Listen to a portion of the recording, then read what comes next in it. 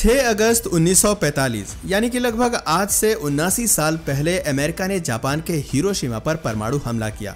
इस हमले से आग और धुएं की ऐसी लपटें उठी कि वहां आसपास के एनवायरनमेंट का टेम्परेचर 3000 से 4000 डिग्री सेल्सियस हो गया और 10 सेकंड से भी कम समय में हिरोशिमा तबाह हो गया।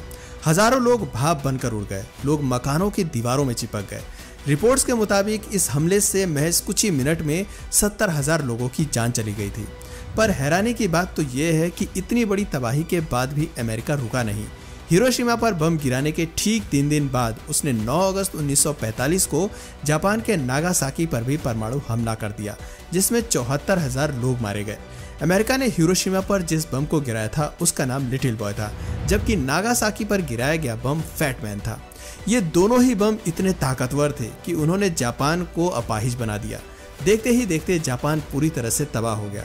आज भी वहां जाने पर वहां की सड़कें और दीवारों पर आपको इन परमाणु हमलों के निशान देखने को मिल जाएंगे।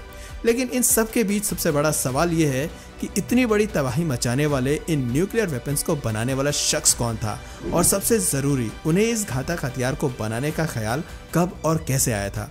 दोस्तों, अगर आप भी इन सवालों का जवाब जानना चाहते हैं और अपने ज्ञान को बढ़ाना चाहते हैं और कुछ नया सीखना चाहते हैं तो हमारे साथ इस वीडियो में अंत तक बने रहें।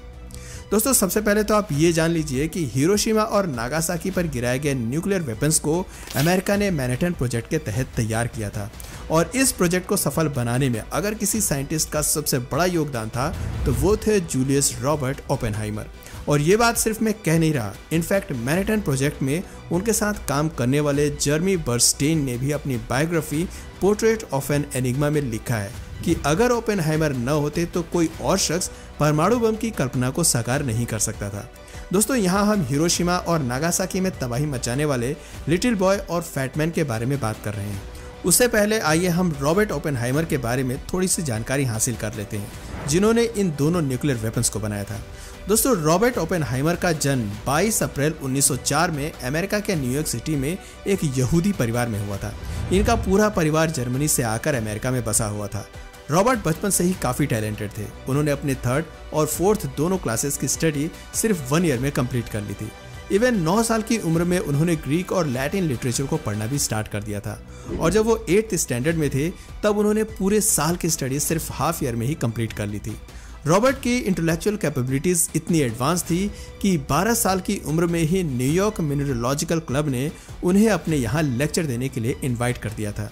अब आप खुद सोच सकते हैं कि रॉबर्ट कितने ज़्यादा टैलेंटेड थे। हालांकि टैलेंटेड होने के बाद भी रॉबर्ट के लाइफ में प्रॉब्लम्स कम नहीं थी। दरअसल स्कूल के दिनों में रॉबर्ट के बाल लंबे हुआ करते थे। उनके